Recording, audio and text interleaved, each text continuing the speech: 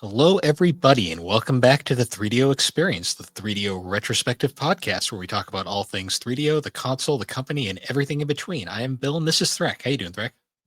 Oh, Bill, I am feeling holly and jolly. How are you? Uh, I've been better, but that's life. I'm about to go on vacation for the rest of the year, so can't complain there. Me too. It's gonna be So nice. it'll be nice. It'll be crazy to be like holy shit, I get like this whole time between Christmas and New Year's just off. Like it's the first time I've ever had that. So it'll be a nice change of pace for me. So that's all cool. Yeah, that's my usual like go-to. I've done pretty much since I started working full time, and I've had actual vacation to use. I pretty much made it my thing where I just like to take a Christmas week off. The way it lined up this year kind of sucked because we Christmas is on like a Wednesday, and because of that, we only really get either the day or before or after. So we only get Christmas. We get Christmas Eve off on the Tuesday, but because of that, we the Monday and the way the rest of the week lines up, it just kind of was like one of those things where it's like this sucks. Yeah, yeah. So, because I used to work like retail, and where I was, you were not allowed to take Christmas week off or even the week after. Like they blocked those off for like PTO basically because all hands were on deck at that point because of how busy things got. Yeah, So the it's a different. insanity. Yeah, exactly. So it's a change of pace for me, but a nice change of pace. Means I get to kind of chill at the end of the year and play some video games, right? Yeah, it's a nice peaceful time of the year when you're not in retail stores, I guess. Oh I, boy. I don't really step in them anymore, so unless I have to. I did a little shopping this weekend because I had some friends over. Shout out to my buddy Matt from Geek Addicts. Um, yeah, and we went out, did some shopping. I bought them some Christmas presents, but it wasn't as bad as I was expecting. But there was still some crazies out there. Oh, there always are crazies. So Oh yeah, I've done probably about 99% of my holiday shopping. I think there's like a couple more things I need to get, but light things, and then I'm good. And then hopefully I'll get everything wrapped in the next day or two, and then that'll be that. Which is usually what I do. I wait way too long to actually get the shit, and then like it's a couple days prior, and then I'm just wrapping it and throwing it under the tree. hmm. It's usually how I work. I usually order everything way in advance and then wait for it all to like show up like the week before, and then have to go get bags and everything because I like the bag stuff. It's easier, and then they can reuse the bag. Yeah, that's fair. That's fair. I try my best to rap, but I'm not very good at it. We've kind of we kind of like to trade bags now. Like a lot of the bags I get, like I'll give them. I'll end up getting bags back, so we just kind of keep trading them infinitely. It's very convenient. If it works, right? Yeah, So yeah. It's been getting towards that time of year though. I can't imagine what the 24th is going to be like. yeah, I can't imagine either. But Christmas Eve is usually when my family does all of its, like all the extended family gets together and does its festivities. So Christmas Day is usually pretty chill for us. Like we'll do some stuff in the morning, and then that's basically it. Then Yeah, I retreat into here into my den, put on the Charlie Brown Christmas album. I always play it once a year around this time, and then usually I play like a golf game. I don't know nice. why. That's been like my Christmas tradition for the last few years. I'll just boot up a random golf game, listen to the Charlie Brown Christmas album, and then that's Christmas, man. Yeah, I like we me and Alex always have to head down Christmas morning. We'll probably get up like super early and then just make the 2 hour drive up to our parents' house. Spend the day there and then probably head home by the end of the day. It's always nice. Sounds good, man. Oh, but yeah, moving on to some more recent topics. A lot happened in the last week or so. Yeah, a whole award show happened. Yeah, it sure. I like to call it the Astrobot Awards. Um, Apparently, some people have been mad about it.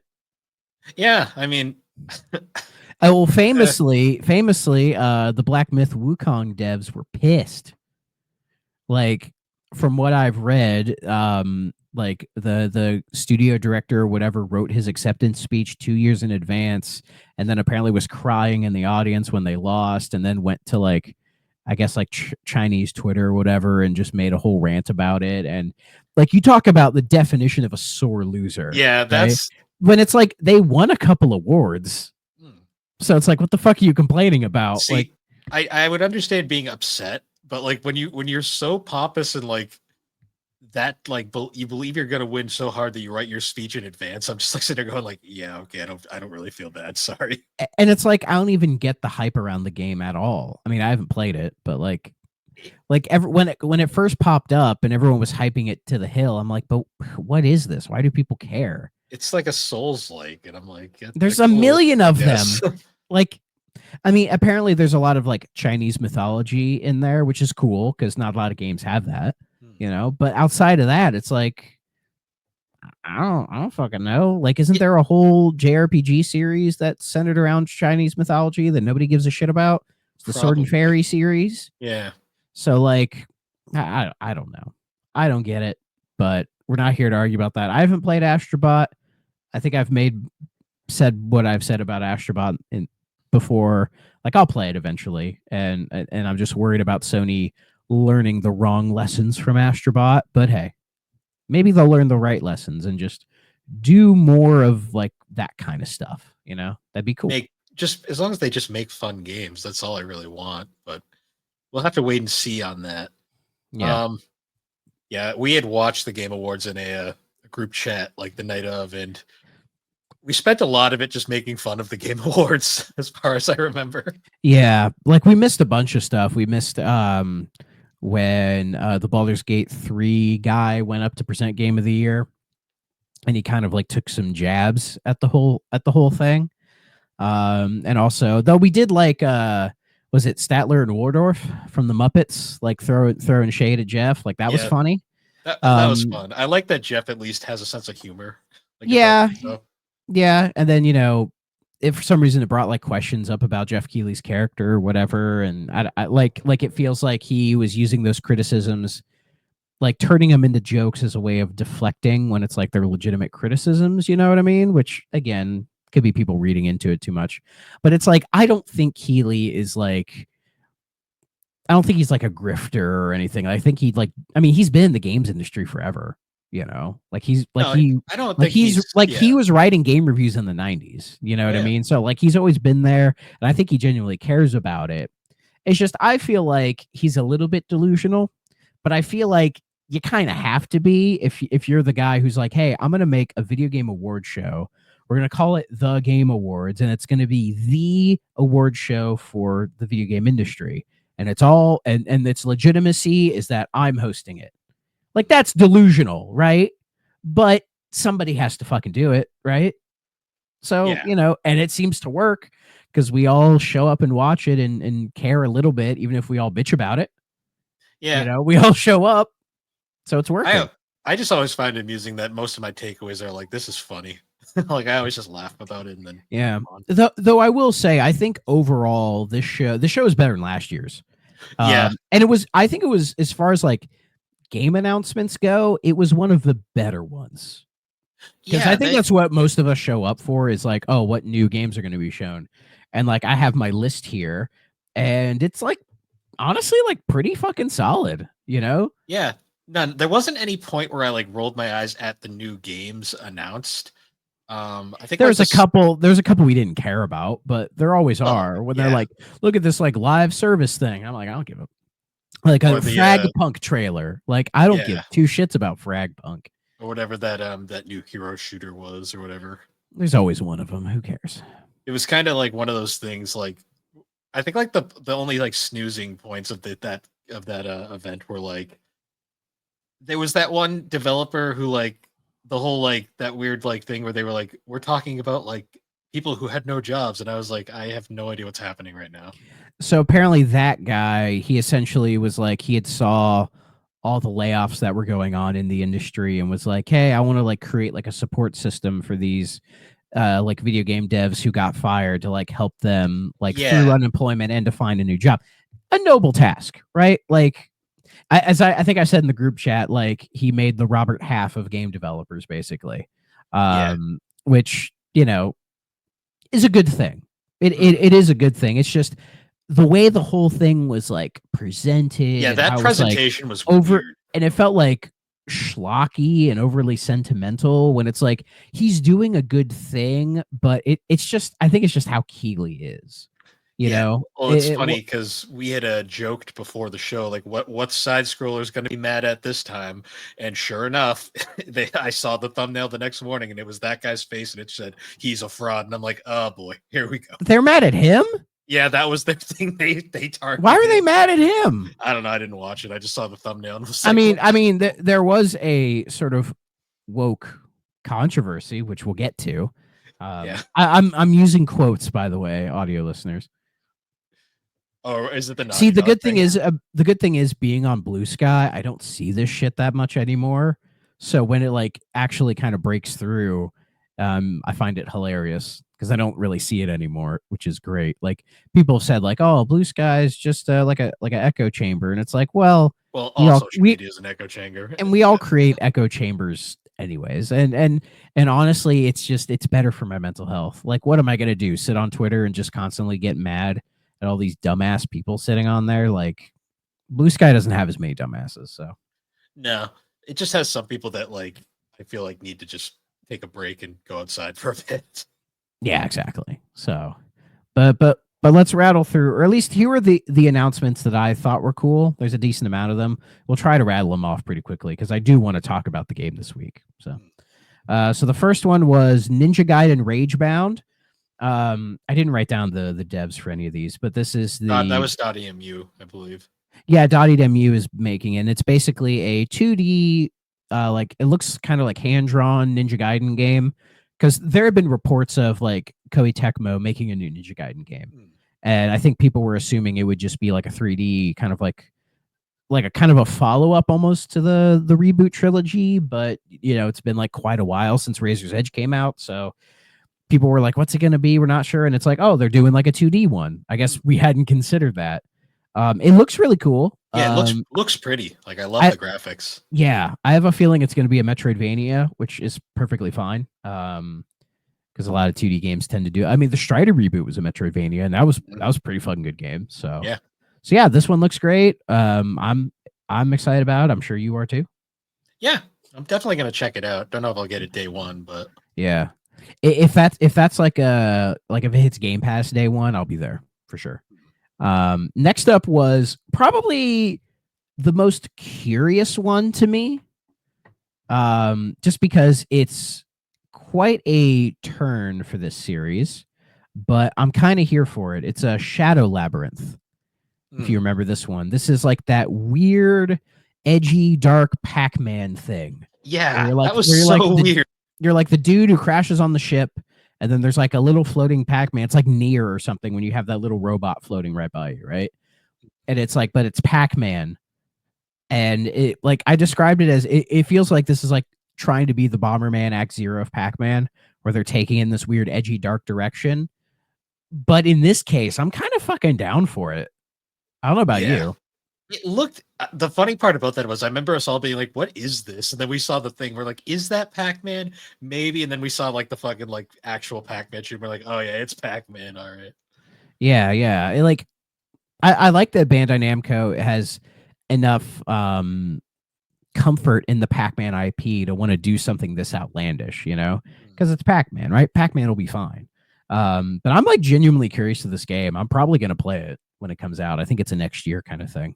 So yeah, I might look into this one. I'm fascinated by it because like even if it doesn't review well and people don't like it, I'm still gonna play it. It's one of those type of deals where I'm like, I kind of just need to see what this one is about. So that'll be a cool one to see. Next one is Witcher 4, which was rumored before this that we would see the full grand debut trailer of The Witcher 4, where Ciri is now the main character. It was a pretty long cinematic trailer, but looks gorgeous. Game looks incredible. It did. I'm pretty sure I took a pee break in the middle of it and it was still going by the time I got back. Yeah, it was like a 4-minute trailer or something. Yeah, but It looks really cool. It reminded me I need to sit down and actually finish Witcher 3 because I put, I think, Yeah. like over 20 hours into it and just kind of stopped playing it for whatever reason. It's a great game, though. Hmm. And yeah, Witcher 4 looks really cool. I believe, I don't think they put a release date on that. No, and thank God, because Which is fine. we don't need the hype train building again. Yeah. I mean, I imagine CD Projekt Red, they're going to be a lot smarter about Witcher 4's rollout compared to Cyberpunk. I think they've learned their lesson. I think they have. They've finally made Cyberpunk a decent game. Oh, Cyberpunk's pretty good, yeah. Oh yeah.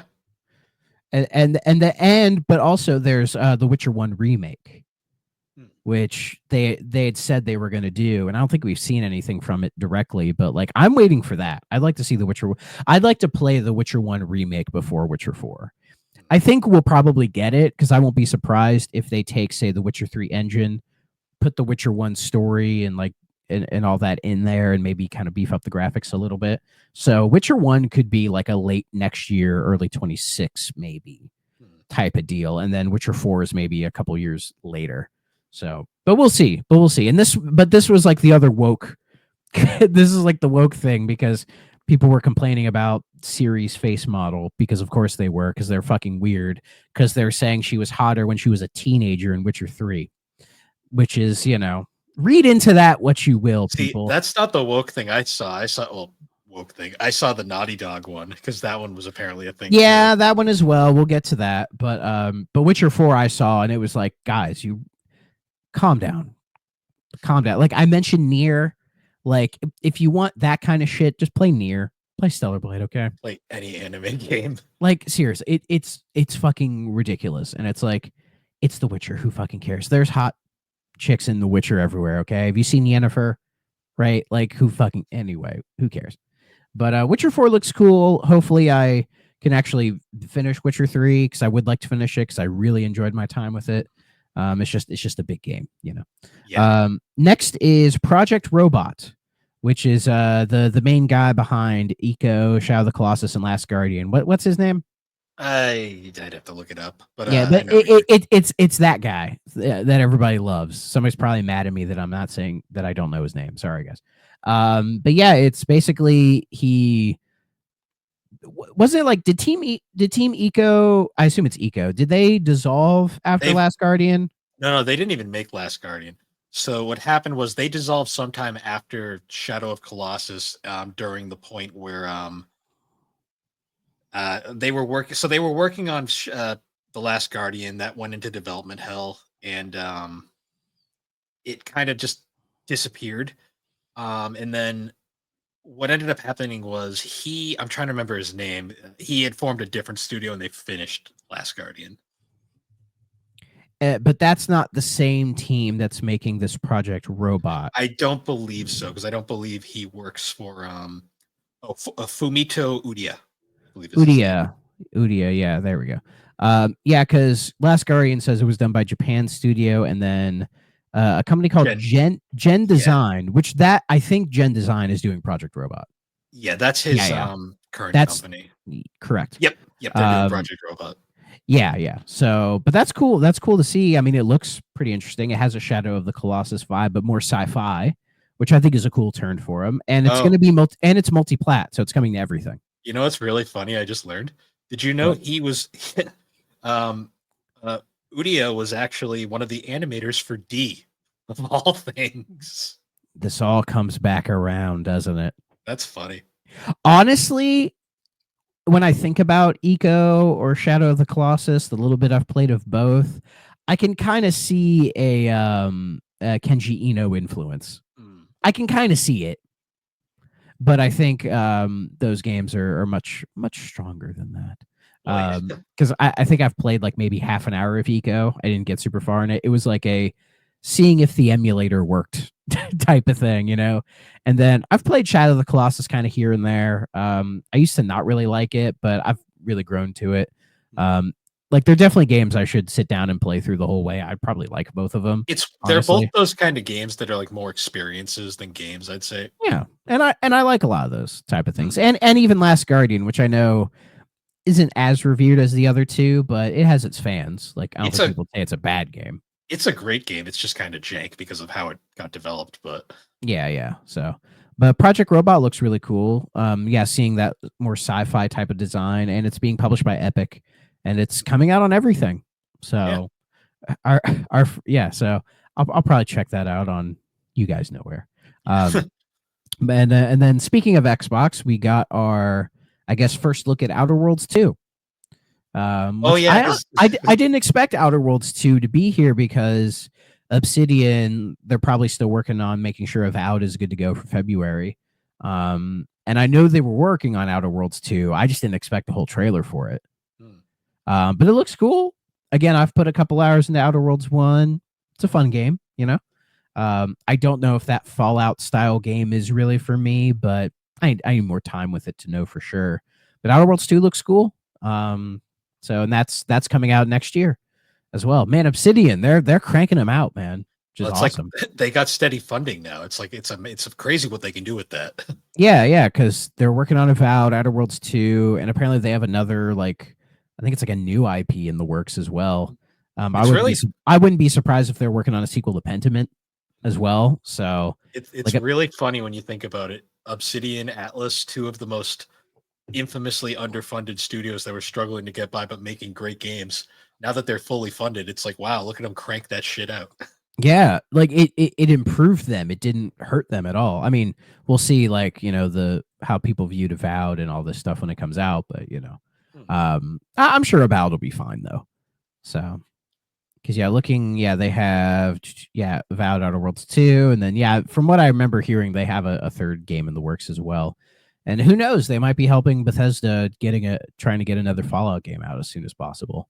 I know it'll never happen, but like, God, I guess Sega technically owns it, but god damn, I wish they would make another Alpha Protocol, or at least like fix Alpha Protocol and make it the great game it should be. That would be neat to see. Obsidian and Sega being like, let's do Alpha Protocol 2. I'm sure Microsoft wouldn't care.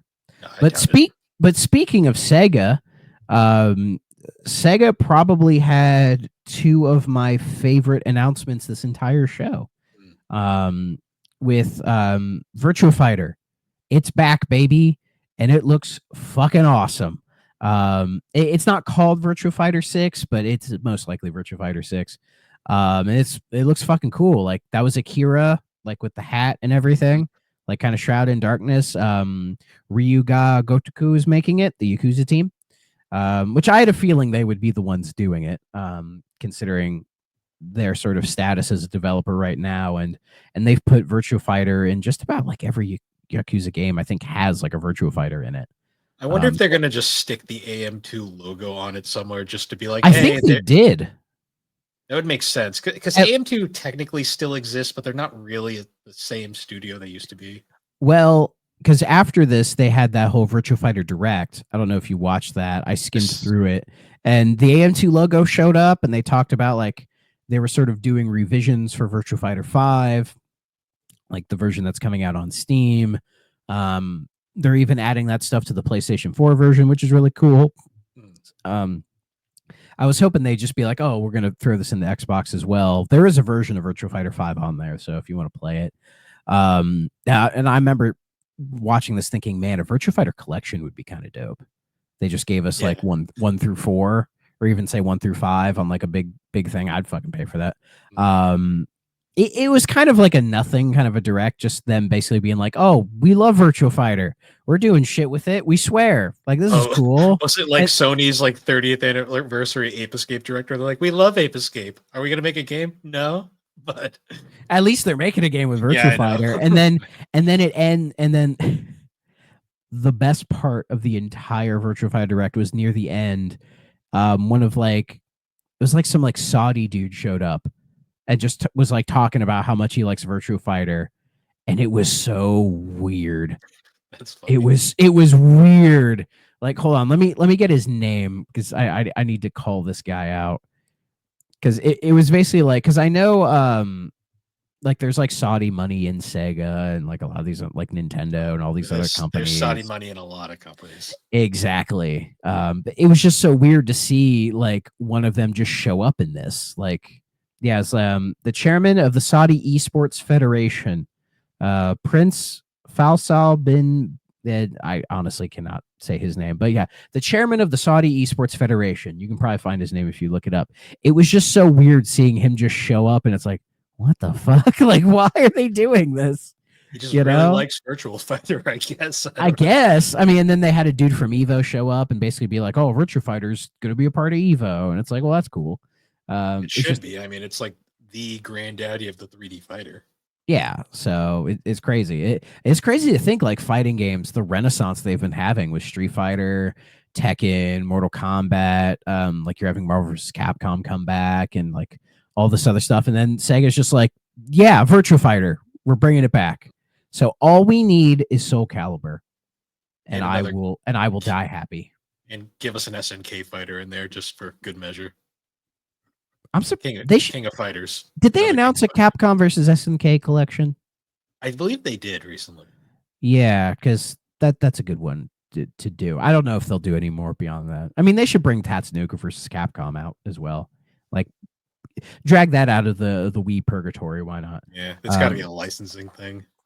I feel like Tatsunoko wouldn't care though. But yeah, anyway, you have to see. So yeah, Virtua Fighter 6. I'm hype as fuck for that. Whenever it comes out, that'll probably be a by day one kind of game for me.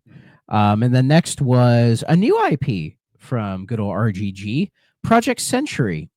And the best way I can describe this is the Yakuza team discovered in 2024 a game called Sleeping Dogs and looked at that game and said, wait a minute. I remember this. The whole time we were like, do something like that. We should do that. It has a sleep. Nobody else has made this connection as far as I know, but just the main guy and the whole setting of it, it just reminded me of Sleeping Dogs.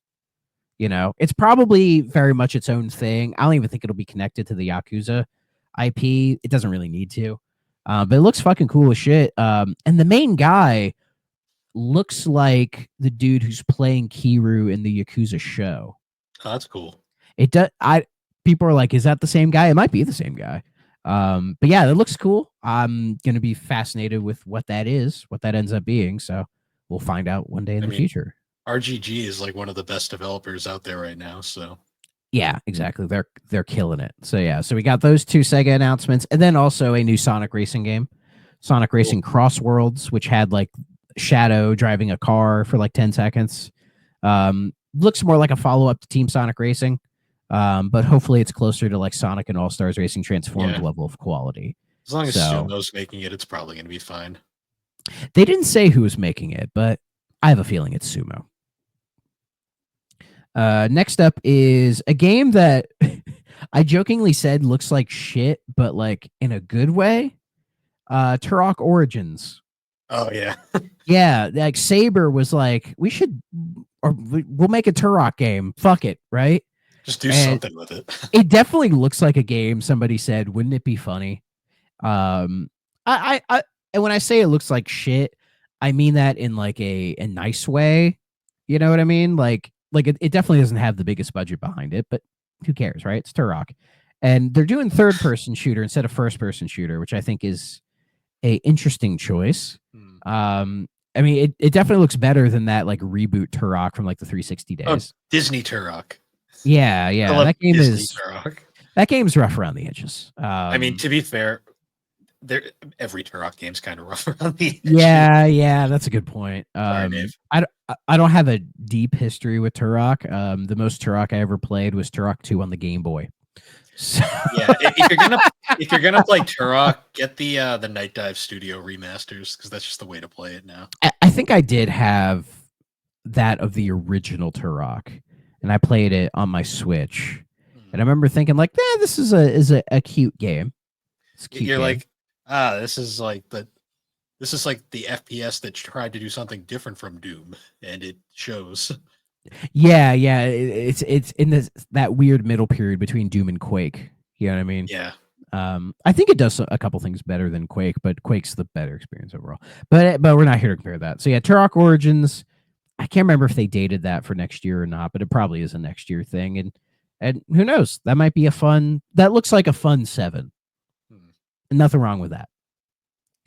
Let's see what else was there. Just looking. Oh yeah, Mafia: The Old Country. It looked cool. Yeah, it's the fourth game in the Mafia series. It's a prequel to 1, which I think is kind of an interesting choice because Mafia 3 takes place in the 60s. Hmm. So this is going even before Mafia 1, which took place, I believe, in the 20s. And I'm thinking if this one is closer to, say, Mafia Definitive Edition with like its gameplay loop and how it handles the story and combat and everything, it'll be a really good game. I am curious to how this one goes. I like the Mafia games. Like Mafia 1, I think is fantastic, especially that remake. I'm not the biggest fan of Mafia 2, but it is a very acclaimed game. And then Mafia 3 is a good game, but it has some. It's too long. Hmm. You know, there's like it's too repetitive, but it's still a pretty cool game. And Mafia 3, I think, is a game more people should play, especially for its messaging. But that's Hmm. another thing. But yeah, it's cool to see a new Mafia game coming out. I believe that's at summer next year. I will be looking forward to that one for sure. And then let's see. Do you want to talk about the Capcom stuff or Naughty Dog? Let's talk about Naughty Dog, just because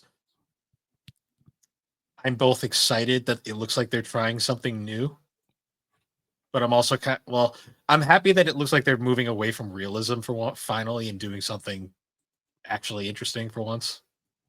Mm-hmm. Um, that being said, like, people really need to get over the fact that not every female character has to be fucking an anime character. So Naughty Dog unveiled their new IP, and it has, I don't like the name of it, Intergalactic: The Heretic Prophet. That's just too many words. They could have just called it the Heretic Prophet. Like you don't have to add the intergalactic to it. Just makes me think of the Beastie Boys song. And yeah, it's their first new IP since what, Uncharted, Well, or Last even of no, Us. probably Last of Us. Yeah, so it's been over 10 years. And yeah, it's basically you're some lady who's like a bounty hunter, and you like go to planets in your Pontiac spaceship, listening to like your Sony Discman. Like it's doing that retro futuristic Guardians of the Galaxy type thing to it. Hmm. And I guess I'm like one of the few people in the world who were not hyped by this at all. To me, it felt a little bit flat.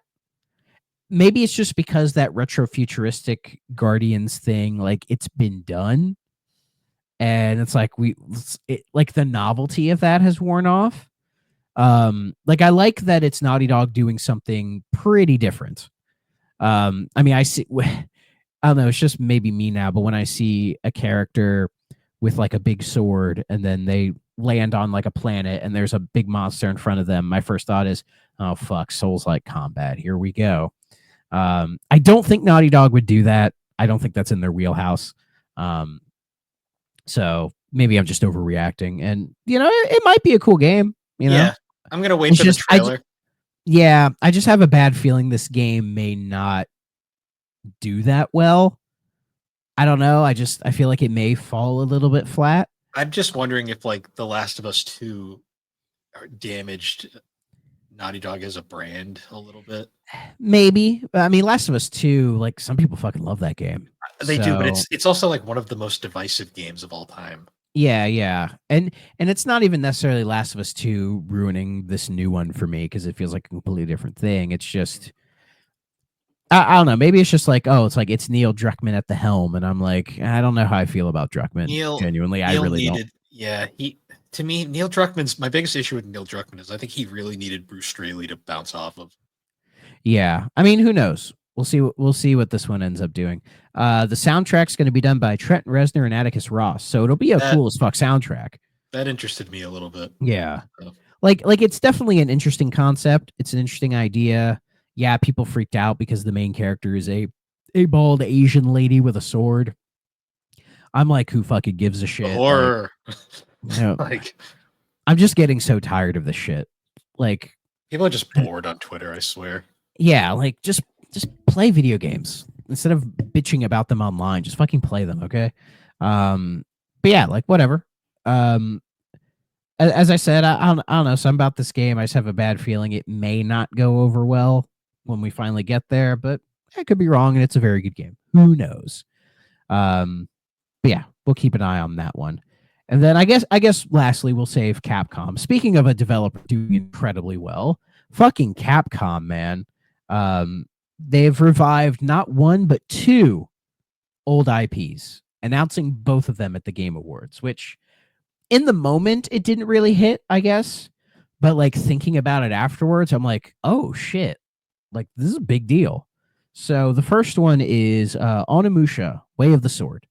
They're bringing back Onimusha when the last game was what on the PS2? Warlords, yeah. No. Warlord, Onimusha, Shadow of Destiny or something. Yeah, the one with like Jean whoever, like the French dude. The weird multiplayer one. Yeah. Like I remember as a kid seeing it was the cover art for Onimusha 3, and that looked like really fucking cool to me. I don't think I played it though. I can't remember if I played it or not. But like I tried playing Onimusha Warlords the remaster a couple years ago on the Switch, and I kind of hated it. I got some flack from people in Discord saying I don't like Onimusha because like that Resident Evil tank control stuff for a samurai action game, I didn't care for it. Thankfully, they dropped that by 3, I want to say. Maybe 2. I can't remember which one, but... Oh, that's good. Maybe those are better. They should have remastered those as well. I'm surprised they didn't do a why didn't they do a trilogy? And, I would have played them. If you can fit all 3 goddamn fucking Devil May Cries on a disc, you can fit all 3 Onimushas. Yeah. So, but yeah, looking at the series, there was 1 in 2001, 2 in 2002. Then there was the Tactics on GBA, which I think I have a copy of that. Blade Warriors, which is like the fighting game. Oh yeah, the fighting game. Yeah, then there was 3 with Jacques Blanc, like the French dude. He was played by Jean Reno. Yeah, that's pretty cool. And then there's that Dawn of Dreams. Dawn of Dreams, that's what it was. And then the Warlords Remaster. There was a game called Onimusha Soul, which doesn't even have a Wikipedia page. And then there's some VR game this year. I didn't even know they made a VR game this year. But yeah, Way of the Sword looks like a proper, I guess, Onimusha 4, I guess. Unless Dawn of Dreams counts as 4. I don't I mean, it's a full game, so I'd say it does. Okay. But yeah, it's cool to see Onimusha coming back because it is a legacy IP that people have a lot of fondness for with it. I wonder if they saw the success of why am I blanking the name? Sucker Punch game. Ghost of Tsushima? Yeah, I wonder if they saw the success of Ghost of Tsushima and realized samurai games are in again. We should probably bring this back. It's very possible. And I remember I said in the group chat when we were watching it, I'm like, please God, don't make this a Souls-like. Yeah. Otherwise, I think it would kill the franchise if they tried that. It's one of those we'll see because it doesn't come out till next year. Because also I was thinking in the back of my head, like this game could be a game that maybe redefines what action games are in like a post Souls-like world, and it does something completely different that is like kind of finds like a weird middle ground between like say like hack and slash platinum games and then like deep combat frame heavy Souls-likes. Maybe it finds like a middle ground, which would be really interesting, I think. But who knows? I trust Capcom. They'll probably knock this one out of the park. It's weird how they got rid of Keiji Inafune and suddenly everything got better. Who would have thought? Almost like he was the problem or something. Yeah, maybe. And then the last one, which was kind of like one of the big announcements of the show, is fucking Okami. We're getting Okami 2. Hideki Kamiya is coming back to Capcom with Clovers, I think is his new studio. Yeah. Well, Clovers is an independent studio. Right. That he formed after leaving Platinum kind of suddenly last year, which I think he left Platinum because Tencent invested heavily in the Platinum games and I think was pushing them to do like mobile and live service stuff and all that. And I think Kamiya saw the writing on the wall and is like, I'm getting the fuck out of here. Yeah. There was a VGC did an interview with Kamiya about like the new studio and Platinum Games and everything, which I encourage everybody to go read because it's pretty good. And I am blocked by Kamiya on Twitter. Yes, I am blocked by him, so I peaked on Twitter. Any case, But yeah, like Clovers is like a bit of a reference to the original development team, but it's like him and another person that he knows, I can't remember their name, where they were just like, oh, let's form a studio, since Kamiya was leaving Platinum because he was kind of down on what their business strategy was turning into, but still wanted to make games. So so he got this thing together, and then secretly was talking to Capcom. And I guess Capcom's in a really good place right now, obviously, because they're starting to expand out and bring back old IPs and make new ones. And because like Monster Hunter, Street Fighter, and Resident Evil have been doing so well, they're like, oh, we have all this money. Let's like dig in and see what other random shit we can pull out of our ass. Mega Man Legend fans are still sitting in the corner just staring off into the distance. I get the sense a Legends collection is on the horizon. I genuinely do. Though I think what Capcom does with Mega Man is a whole other topic, because I think there's a lot to consider with Capcom bringing back Mega Man. Like, he will be back, but it's like, what do they do with it? But I don't want to go too deep into that. But yeah, Kamiya was like, he always loved Okami. I think that was kind of like his baby, like the one Clover game he had the most love for. So to see him actually getting Okami 2 off the ground, and like Capcom is down to do it, and have him direct the fucking game, is really cool and really exciting, and I'm glad to see that happening. Hopefully it's a more streamlined experience than the first game. Yeah, that first game is beautiful, but my God, is it a fucking slog. I need to sit down and try to get past that slog of an intro so I can actually get to the game, because it's such a gorgeous game and I want to experience it. Why this game is so beloved. I just need to. I mean, I'll have this free time over the holiday, so maybe I'll sit down and try to tough it out. Because people have said, like, once you get past that intro, the game actually is really good. Like, once the game just lets you play, like, it's fucking great. So I just got to stick with it. But it's cool. Yeah, it's cool to see Okami coming back. I'm happy for Kamiya still doing stuff. He even mentioned in the whole Platinum thing, Project GG, which was like the third in their like superhero trilogy, because there was Beautiful Joe, which was the Clover Capcom thing, then Wonderful 101, which you can kind of see art style how they're related, and then I guess Project GG was going to be the culmination of these three. And he said when he left Platinum, they were working on Project GG, and it was becoming like a big thing. So hopefully we see something from that.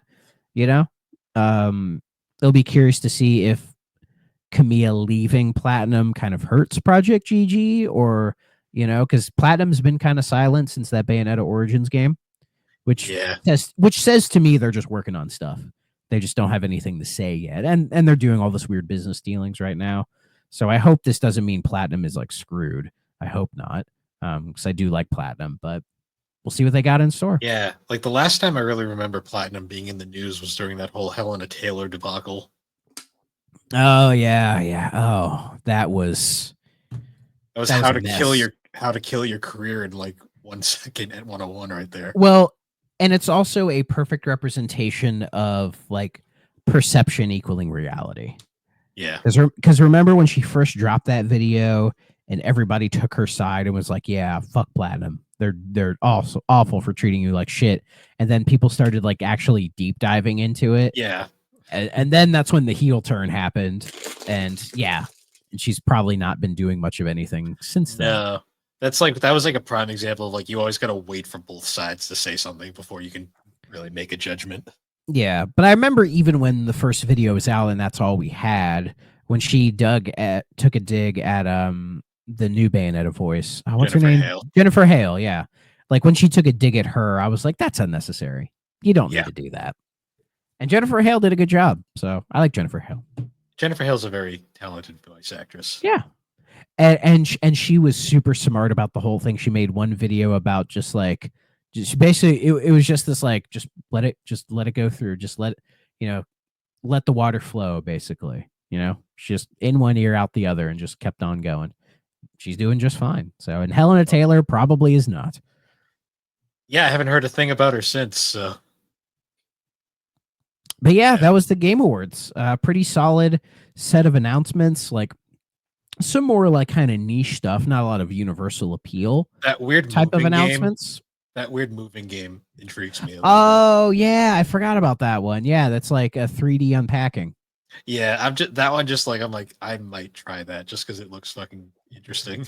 Yeah, I saw unpacking. I think it was like the developer of unpacking took a dig at Nintendo on like Twitter because if you go to the eShop and type in unpacking, there's like a bunch of copycat games. They're like unpacking deluxe Yeah. edition or whatever, and they're like, hey, could you like stop doing this, Nintendo? And they're not. Oh, did You you know, see? There was another thing I thought was hilarious too, where apparently Nintendo's delisting a bunch of the Neptunia games from the store for inappropriate content, and then I'm sitting here thinking like, but there's like 100 hentai games just chilling there. it's because they reference PlayStation and Xbox. They can't have that. And 3DO. Oh, Nintendo doesn't give a shit about 3DO. There's a Please. 3DO waifu. That is my favorite thing ever now. That is cool, yeah. And then Balatro got delisted for a little bit.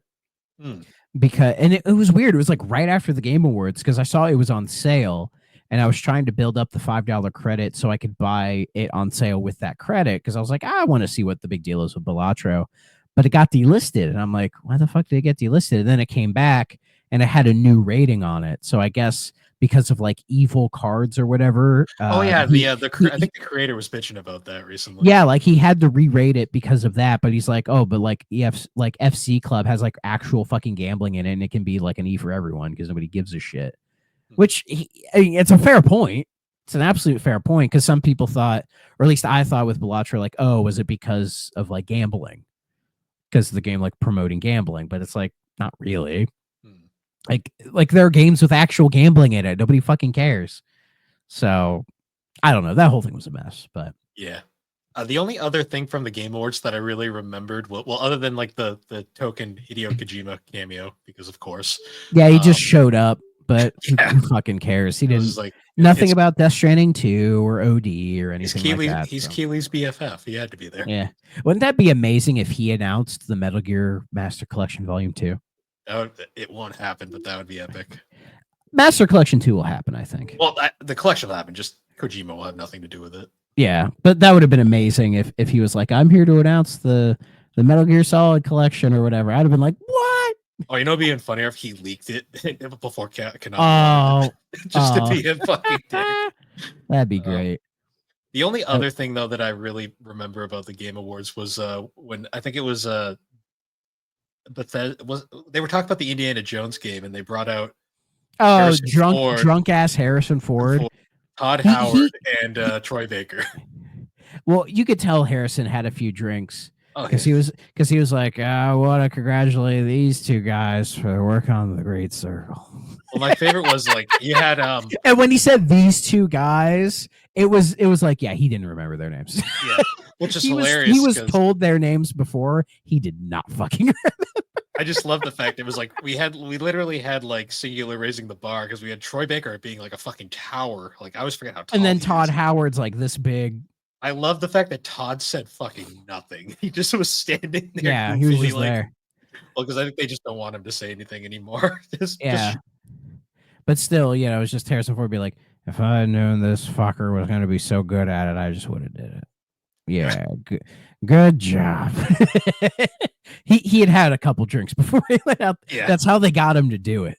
Pulled Harrison Ford out of wherever he is.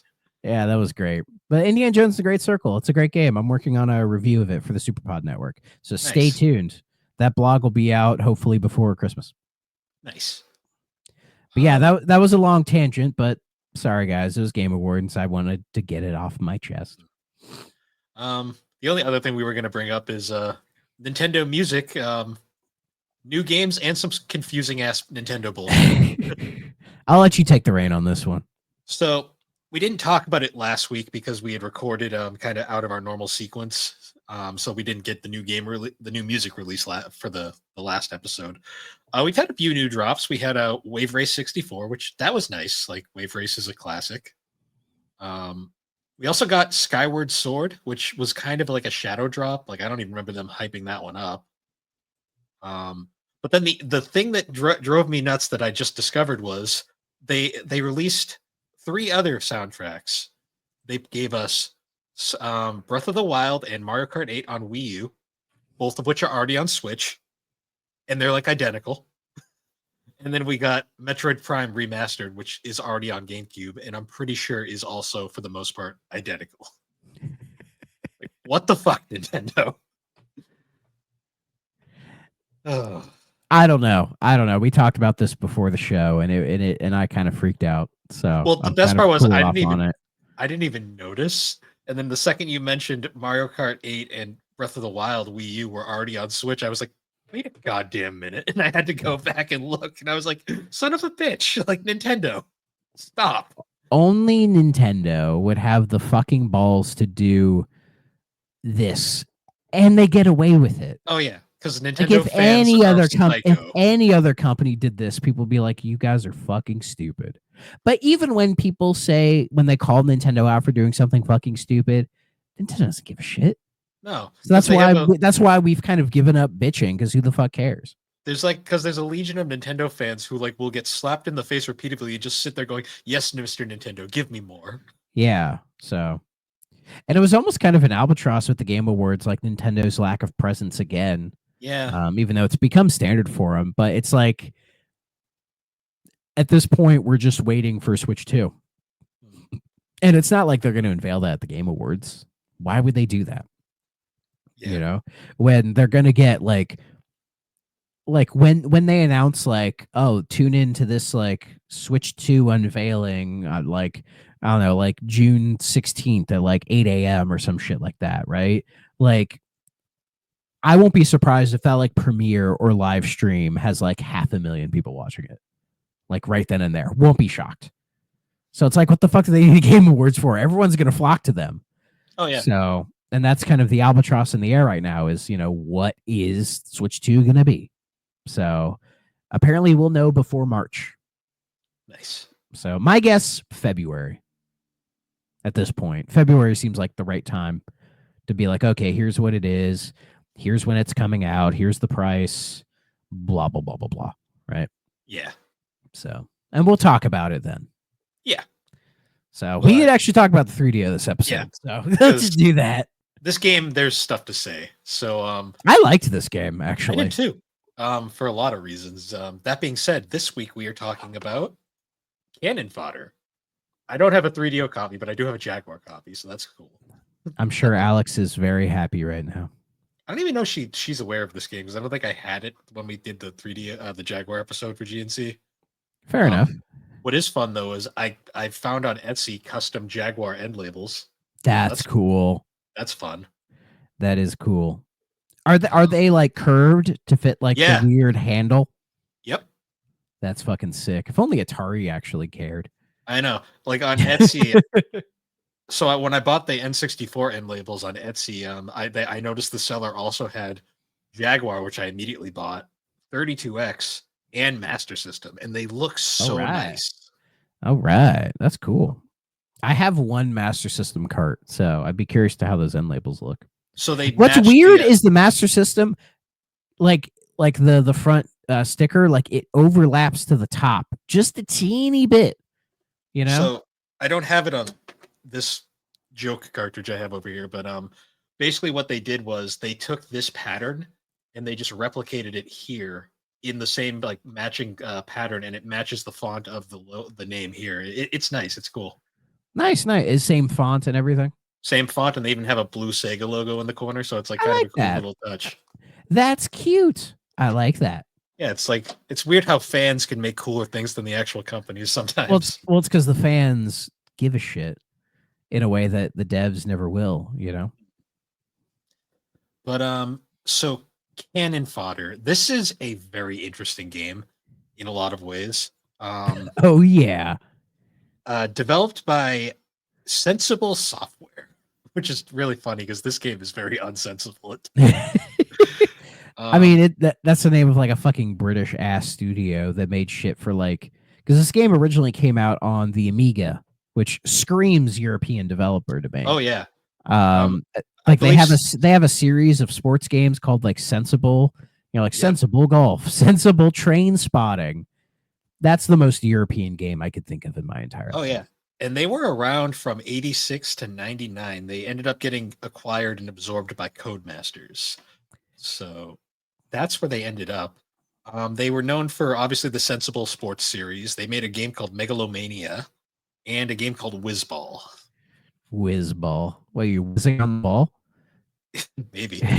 Um, and one of their founders was a guy named John Hare, who is a computer game designer, a video game artist, and a musician. And he notably wrote and performed the song in this game, War. Um, I I love that. War, never been so much fun. What is For it good those for? for those who don't know, this game has like this.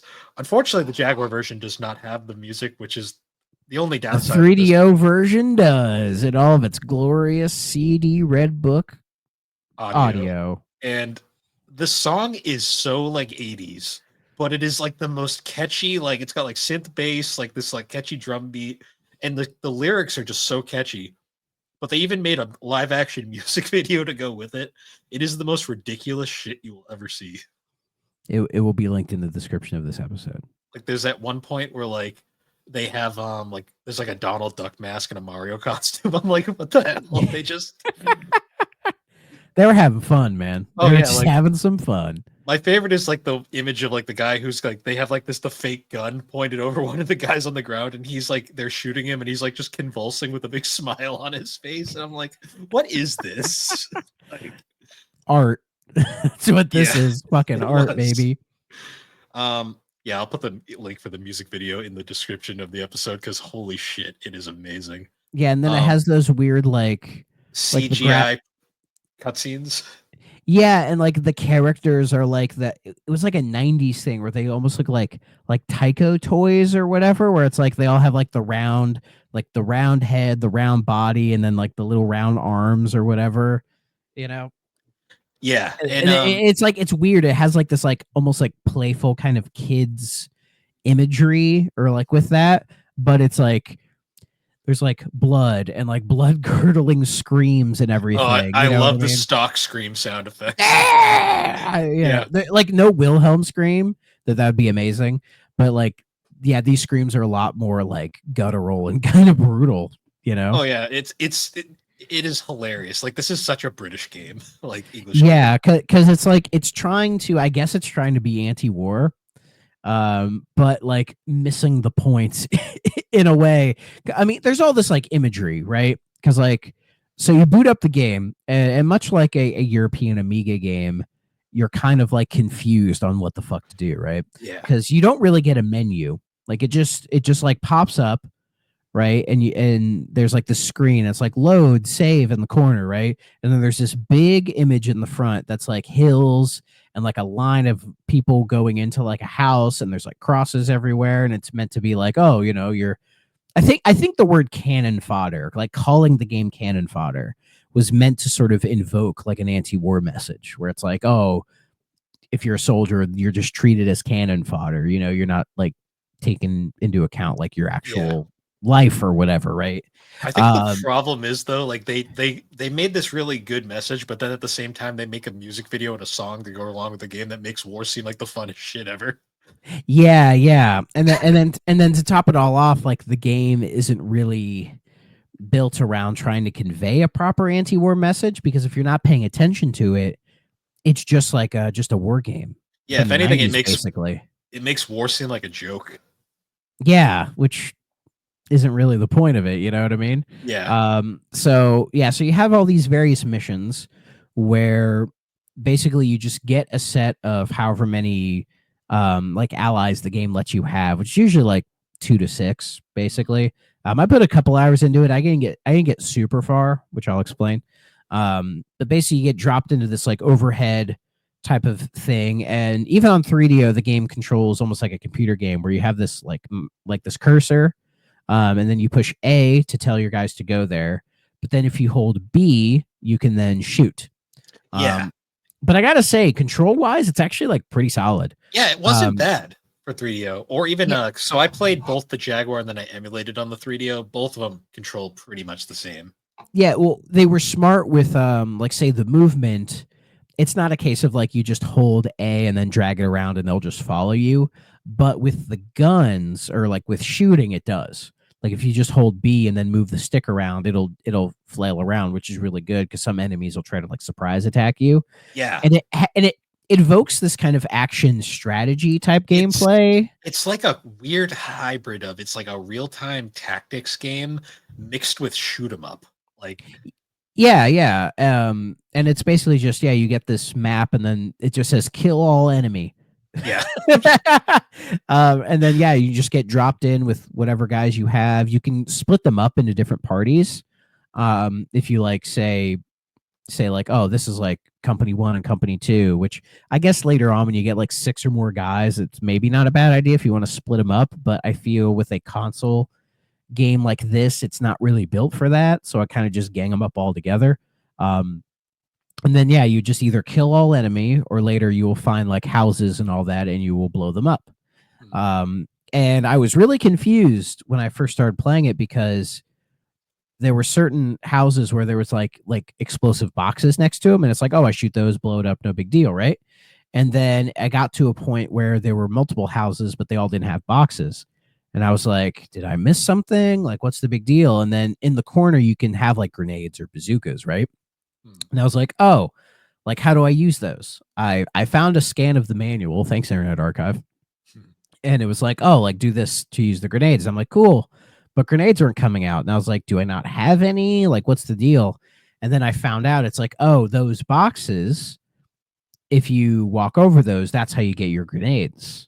But of course, you know, the game doesn't tell you literally anything. No, it doesn't. It's one of those games where it's like reading the manual is a requirement because the game isn't going to tutorialize anything for you. It's very much a PC game that was ported to consoles. Yeah, but it controls really well for that. Yeah, why I think it's because it's a more action heavy game, so they're kind of able to get away with like some potential wonkiness in that sort of vein. But I didn't really think it was that wonky. Like I found myself having a good time with it. No, like you.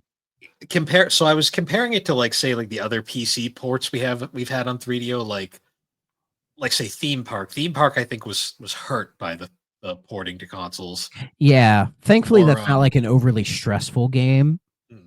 So, but yeah, it's like it doesn't play as smoothly as it would on PC. Yeah, or even a Starblade, which was like that was a game that unfortunately just the console port hurt it in the long run. Yeah, absolutely. In this case, I think it made the transition pretty well. Yeah, like probably to the point where I imagine people probably think of this more as a console game than a PC game potentially. Like, because like when I was looking into 3DO, this was kind of listed as like one of the more kind of signature games for the console, or like a hidden gem almost. Well, what's interesting about the first Cannon Fodder, because there actually is sequels to Cannon Fodder, as I discovered. Yeah, there's a Cannon Fodder too. Sensible actually, unlike nowadays where you'd get like alternate studios to like make all your ports, Sensible did every port of this game. Like they did the Mega Drive port, the Jaguar port, the 3DO, SNES, Amiga, ST, DOS. Like they handled every port. So like the game, it's kind of like if like John Carmack did every port of Doom, which we know for a fact he did not. He only did the Jaguar port.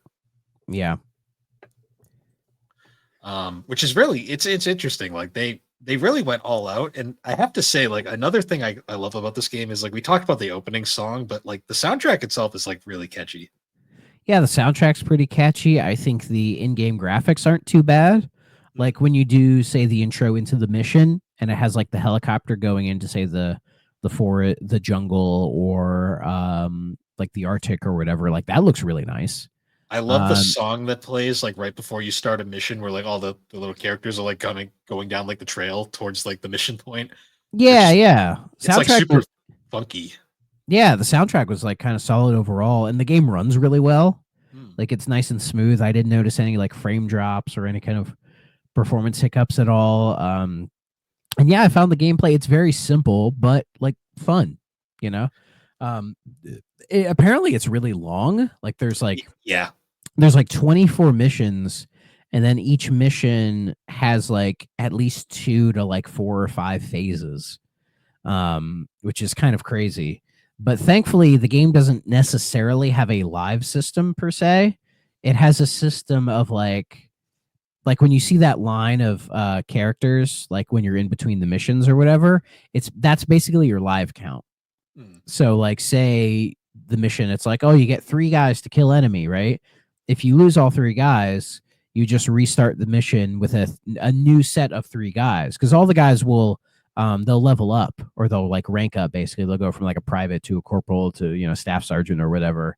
I don't know if that necessarily improves like their stats, or if that has any sort of bearing on like certain abilities or things in the game later on. I have no idea, because I only made it to like mission 6. Hmm. I think I got stuck at a point where there was like a bunch of bazooka guys constantly like shooting you, and I didn't have enough time to react to them, basically. Because sometimes the reaction times cannot be the best with how the game's set up, because when you try to blow up certain houses, like the door will fly open, or a piece of the roof will shoot up into the air and land perfectly on your team, and by the time you figure it out, you're dead. Yeah. Because again, the movement style makes me think more of a strategy game, and I don't have to be as like twitchy with the reflexes. But this game requires you to be a little twitchy here and there. You can do it. Like it's not impossible, but yeah, there's just some like Sometimes weird it, impenetrable things yeah. about the game. Sometimes it's also all just a chance of luck. Like sometimes I lucked into just winning missions because I just happened to go in the right spot. Yeah, that can happen for sure. And then other times it can be like there was a couple times where it's like I blew up all of the buildings, and then I was like, oh, I didn't kill all enemy.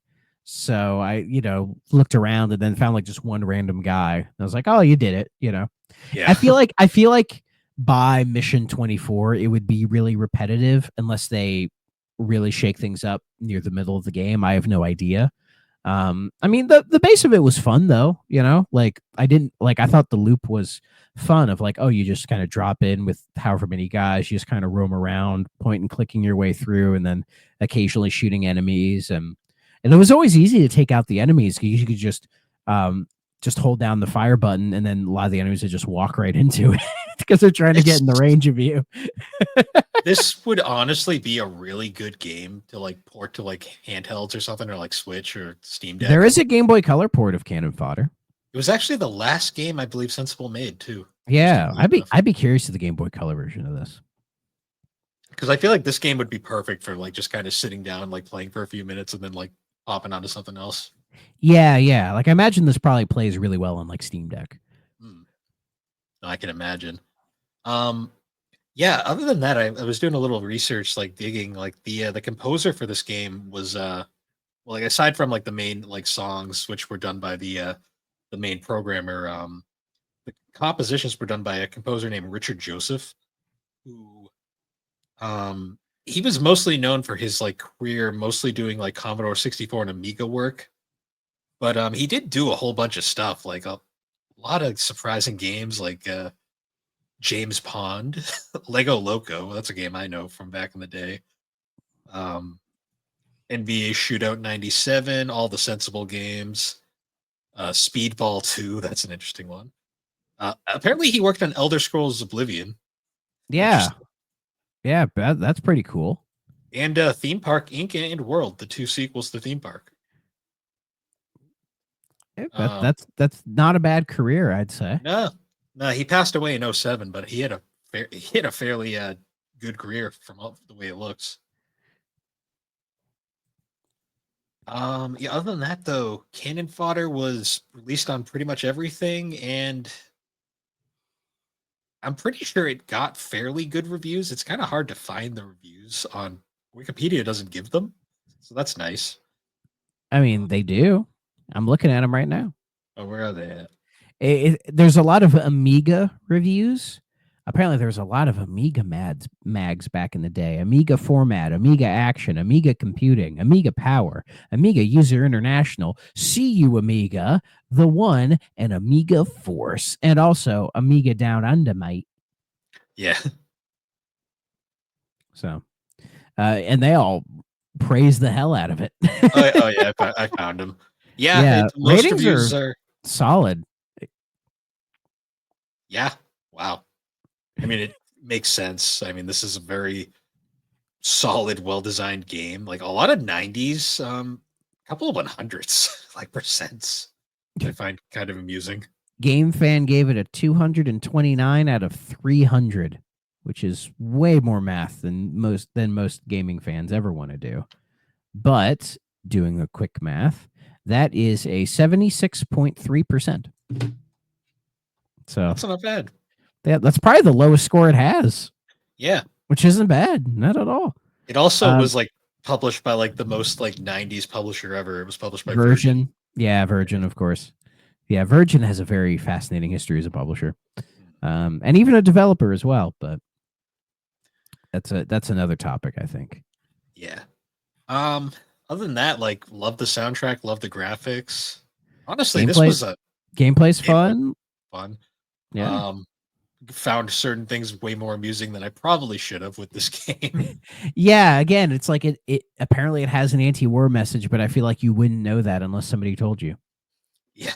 Because it just feels like a silly, almost like Army Men style, like the way it kind of approaches war. You know what I mean? Like it feels like this kind of message, if they made it today, they would like hammer it in really fucking hard to the point where it'd be like maybe too much. Like if you had told me the music video for the war song was the intro for like some British like comedy about war, I would totally believe you. Yeah. That fucking being UK. Yeah. You should watch their PSAs. It's wonderful. I have. Yeah. British culture is so fascinating to me. Oh, yeah. It's like, holy fuck. But anyways, so, okay, must play, stay away. I think this one's an obvious must play. Yeah, this is our first must play in a while, I think. And our first universal must play in a while. Yeah, because like thinking about it, Elmo definitely didn't get that. The porn games were just a shrug because I didn't know what to say. People really want to see Dracula dick. I know, right? As if we have control over that. Yeah, like I'm like looking when I was looking up like 3DO research earlier on. A lot of people were pointing to this as being one of the better games on the system. And when I would look at gameplay footage of it, I was a little like cautious because I'm like, oh, it's trying to be like a strategy game. Like I have a bit of a weird history with strategy games. So it's like, but I'll give it a shot, see what the big deal is. And yeah, I ended up enjoying it. Like this is a game I could see myself playing more of in the future. Yeah. Like I'm not sure what it goes for on eBay, but let me check. So for my Jaguar copy, I paid a whopping you probably can't see it, $28. Let's see. Cannon Fodder on 3DO. It's a pricey one, of course. Yep, that makes sense. Yep.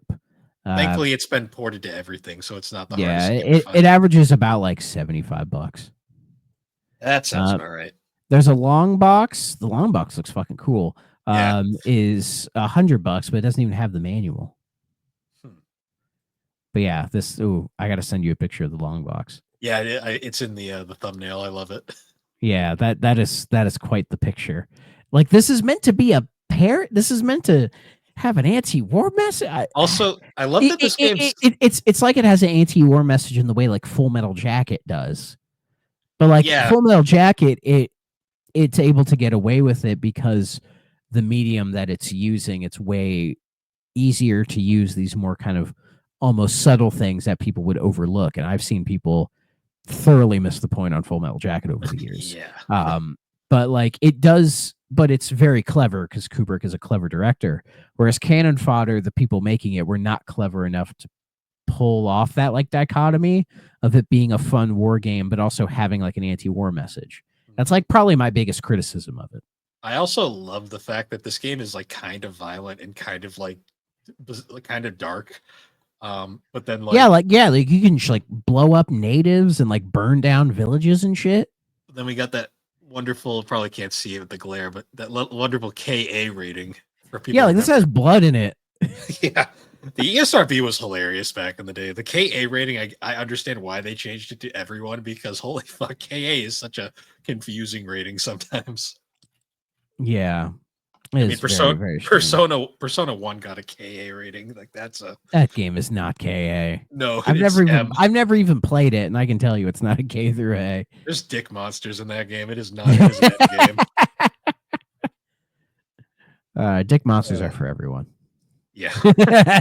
No, they're for kids to adult. Whatever that means. Yeah, so next week get a TBA on what if we do something next week. We're gonna discuss it after. Yeah, because it's Christmas. Like literally, we record these on Tuesdays, and next Tuesday is Christmas Eve, and I will be busy. I will not be able to podcast on that Tuesday. So we're gonna talk after this about if we do anything, but we'll see. We'll see. Other than that, guys, once again, thank you for joining us on the. I almost said gaming collecting. This is 3DO. The 3DO experience. I'm slowly turning into Alex. Oh, God help me. I know. The 3DO experience. Here we go. Oh. I'm fucking it up. Yeah, here we go. Stand by. Stand by. This is there. There we go. No one cares about your facts, Alex. That being said, I mean, I could dump random facts on you that you wouldn't care about. Yeah. That being said, though, you can find us on all the major podcasting platforms, particularly Apple Podcast and Spotify. And be sure to check us out over on the Superpod Network. That is superpodnetwork.com, where you can also find all of the awesome shows. I'm going to do it without the thing this time because I said I would on Anti-Game of the Year, which you should check out, by the way. I put it here for a reason. Yeah, nice. on Super Ghost Radio, we did the Anti-Game of the Year Day 2. I guess he had so many guests, he split it up amongst 3 days. So you should go watch go listen to all three. Me, Bill, Aaron, Chris, and Nave were on Day 2, and it was a chaotic shit show that probably went almost 3 hours. So make sure you listen to it. Aaron before was like, let's hope this one doesn't go for 4 hours again like last year. I'm like, Aaron, it's the Super Pod crew. Anything's going to happen here. It's because he was sick. That's why he didn't want it to. Poor guy. And then Nave just stretched out so many segments. Like the laughing segment is still the best part. He got actually mad a couple times. He did. Well, that same argument happened last year, and that's why it was great. Yeah. And Chris was getting pissed that he was defending my choices. Yeah. It's like, then don't defend him, dude. Well, my favorite was like a little sneak peek. We get towards the end for like the final category, and Jerry and it breaks the entire gang. Well, my favorite is like, and it's amazing because it was my category and I didn't intend for it to go that way. Yeah, but that's better than what I thought it would have went. So the best part is I describe it as I just kind of threw a grenade and just kind of watched it happen, and that's basically what happens. The best part was like he gives everyone a chance to at least explain, but he's like, Bill, do you want to just like say yours doesn't count and just like move on? And I was like, huh? And then he just went on. I was like, my choice just got straight up yeeted. And I was like, okay. Yeah, the whole thing was fucking crazy. So make sure y'all listen to it. It's a fun time. And everyone won a category, and Nave got pissed about it. It was great. He doesn't like socialism. That being said, though, be sure to check out all the other great shows over on the network, like Superpod Saga, Super Ghost Radio, Retro Rehab, Tommy's Video Game Ride Along, A Novel Console, Bar Silence, Fine Time, the Elder Trolls Gaming Podcast, Remember 64, Gaming Together, Friday Night Gamecast, Gaming and Collecting, the 3DO Experience, Geek Addicts, the Retro Wildlands, Press Me to Cancel, and the Pre-Order Bonus Podcast. Ha! I did it without the thing. Ha! So, did you throw Tommy's in there? Yeah. Okay. I was like half paying attention, to be fair. It's all right. But anyways, guys, once again, thank you for joining us, and we will see you all later. Bye-bye.